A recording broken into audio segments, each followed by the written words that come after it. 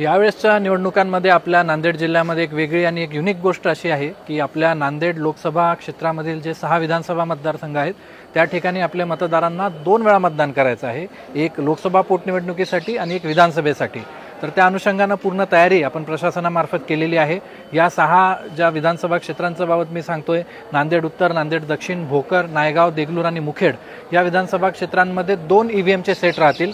एक आपला लोकसभेसाठी असेल, तो पांढऱ्या रंगाची मतपत्रिका असेल, त्यावर पांढऱ्या रंगाचे स्टिकर असतील, आणि एक असेल तो विधानसभेकरिता ज्यावरती गुलाबी रंगाचे स्टिकर्स असतील आणि मतपत्रिका सुद्धा गुलाबी रंगाची असेल। आणि आपण एकाच मतदान केंद्रावर जाणार, त्या ठिकाणी आपली ओळख पटवून दिल्यानंतर आपण पहिले लोकसभेचं मतदान कराल, त्यानंतर विधानसभेचं मतदान कराल। अशा प्रकारे दिनांक 20 नोव्हेंबरला नांदेड लोकसभा क्षेत्रातले जे मतदार आहेत त्यांना ही एक अनोखी संधी आलेली आहे की आपल्याला एकाच वेळेस 2 मतं द्यायची आहेत।